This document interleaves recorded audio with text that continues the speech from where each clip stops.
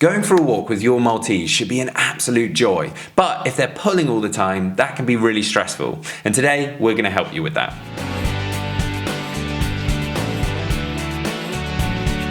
Welcome back to the Fenrir Maltese Show. My name's Joe and I'm a certified canine leader here at FenrirCanineLeaders.com. We are dedicated to helping you learn everything you could possibly want to know about the Maltese and then how to become a high-level canine leader so you can raise your very own. So if you're new here, don't forget to subscribe and turn on that notification bell so you never miss a future upload. If you're out on your walk with your Maltese and they're pulling you here and there and everywhere, it can be really stressful. But the thing you definitely want is to get them walking to heel. Well, how do you do that? Well, today we're going to be tuning into a webinar that canine behaviorist and founder of FenrirCanineLeaders.com, Will, has recorded all about how to get your dog to walk to heel. So welcome back to another quick-fire webinar. Now, whether you're working as a dog trainer and you're helping people teach their dogs to walk beautifully to heel on a loose lead, or maybe you're watching this as an owner and you want to take your skill set and knowledge to a higher level, then this webinar is for you. Now, walking a dog to heel is one of the most enjoyable experiences that you or your clients can have with their dog. Now, depending on the size of their dog, it's also, for me, incredibly important to teach people to have a dog that walks to heel so that it can just make the experience fun and enjoyable, but also safe for yourself, for your dog, for other dogs and for other people. So walking to heel is incredibly important. Yeah, it's something that so many people struggle with and just simply give up on, and it doesn't need to be difficult. So that is exactly what we're going to talk about today. Now, walking to heel, like I say, it doesn't need to be difficult. The theory and the principle is quite straightforward, and I'm going to break that down step by step for you in this quickfire webinar. Now, when you're actually demonstrating how to do this, we utilize this through our Perfect Puppy course. We've got tons of modules helping people teach their dogs to walk to heel and the more intricacies of it, which obviously is where you can go into more detail. But when we're talking about kind of the macro theory, we really don't need to overcomplicate it. And it's people overcomplicating it, which is why so many people give up on it. And that is what we're going to really focus on in this webinar. Now, before you dive into actually working with the dog or helping your clients work with their dogs, exercise is always so important. It's something that I bang on about all of the time, because not only is it amazing for a variety of different issues, more from a canine behaviorist point of view, but when it comes to training a dog, exercise is also a huge part of that as well. As a tired dog is just so much easier to work with than a really hyperactive, distracted dog that just wants to go out and play and burn off that energy.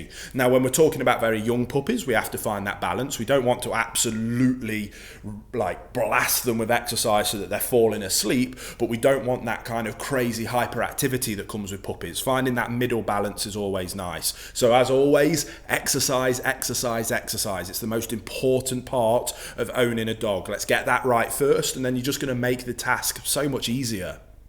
So then we just simply need to build the foundation. Now, whenever we're building a foundation when it comes to dog training, we want to do it in as a low distraction environment as possible. We lay that rock solid foundation of whatever it is that we're trying to teach so that we can then build up on that foundation and scale and grow as we move with that behavior that we've now taught the dog. So when we're teaching a puppy to walk to heel, that foundation layer we want to do inside with as little distractions as possible. Turn everything off, make sure the kids aren't in the room, make sure there's no other dogs in the room. We want to have that dog laser focused. The task here is that we need to associate walking with being on our left hand side. That's all we want. It's just simply letting them know that this term, if we're using the term heel, means I want you here on my left hand side, regardless of whether we're standing still, whether we're moving, whether we're turning directions, it doesn't matter, but I want you here on my left hand side. And we're going to achieve that with no lead whatsoever to start with, and we're going to follow a very basic lure, mark and reinforce based procedure that is very typical of teaching any dog a new trick. So we're going to get the dog's attention using a food reward, a lure, and then we're going to lure them into position. They're going to follow the nose. We're going to lure them down to our left hand side, and when they're in the desired position, we're going to mark the behavior. So we've lured them into the right behavior, then we mark the behavior with the term heel. And then we give them access to the food and lots of praise. There we go. So we're going to stand in one spot, we're going to lure them into that position, we're going to mark it with heel, and then we're going to praise, reinforce, and give them access to the food.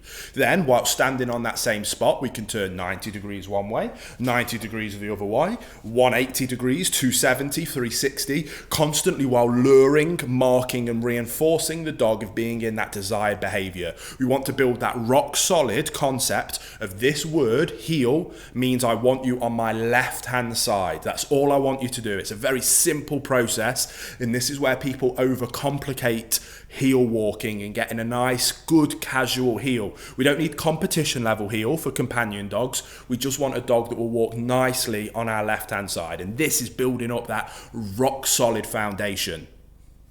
Then we simply move on to scaling the complexity and scaling the distraction. So if we've been standing in one direction and moving different directions and luring the dog into the right position and marking and reinforcing it, maybe we're going to start taking one step forward, lure, mark, reinforce. Maybe we'll take 5 steps forward, lure, mark, reinforce, followed by a turn, followed by another turn, followed by a walk, still with very low distraction, but again, building up that comprehension of whether I'm in one spot or whether I'm moving. I want you here on my left-hand side. If you do that for me, then good things are going to happen. Excellent.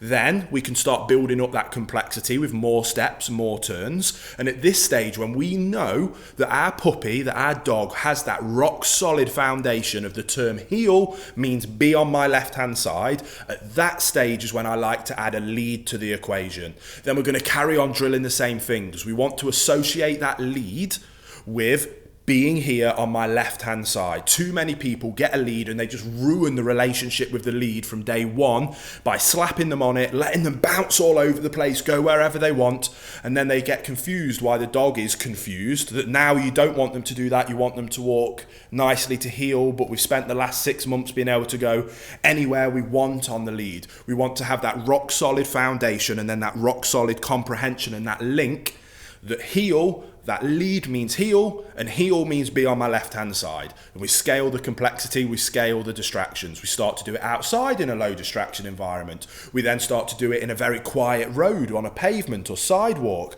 then slightly busier roads. Then we might want to do it where there's other people around or dogs at a far distance. And then we slowly start bringing up the distraction level till over time, weeks after weeks and months after months, we can do this same process whilst walking through Times Square in New York if we wanted to. It's just about scaling the complexity, scaling the distraction, and setting our dogs up for success. If we find that the distraction level's too high, we take a step back and we start reinforcing and retraining at that earlier stage, really nail that down, and then we layer up again. That's why we built that rock solid layer of foundation, and then we just build on that. If we jump straight up here and it all crumbles, well, we've still got this rock solid foundation. So let's start back here and build up on that slowly. It's about patience, it's about consistency, but it's about expecting high expectations from your dog. Not thinking, oh, it's okay, I'm going to let them go wherever they want, because then they're associating the lead and the collar or the harness, whatever tools you're using, with them being able to make their own decisions and go wherever they want. That isn't the essence of a calm, consistent leader. A calm, consistent leader is in charge. I am leading the way, and I want you simply to be on my left-hand side following me, looking up to me for guidance and direction. If you do that, amazing, positive, brilliant things are going to happen. And we're just going to set them up for success, not up for failure.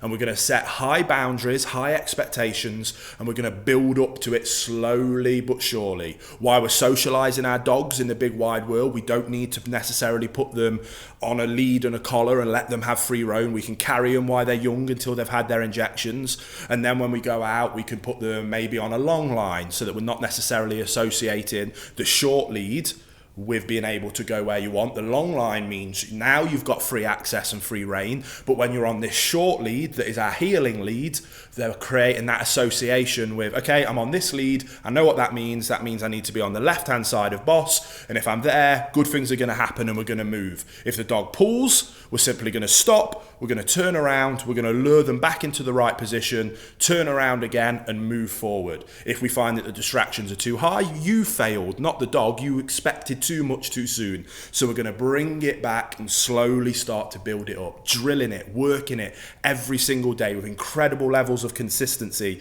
That's how we achieve it. If you need more information, maybe if you're an owner, there'll be a link to the Perfect Puppy course down in the description box below where we do break this down in much more detail. But I hope that gives you that kind of big overarching picture and principle to at least get you started. There you have it, guys, some really useful information from Will there, all about how to get your Maltese to walk to heel. I really hope you enjoyed today's video. If so, get involved in the comments down below as we would love to hear from you.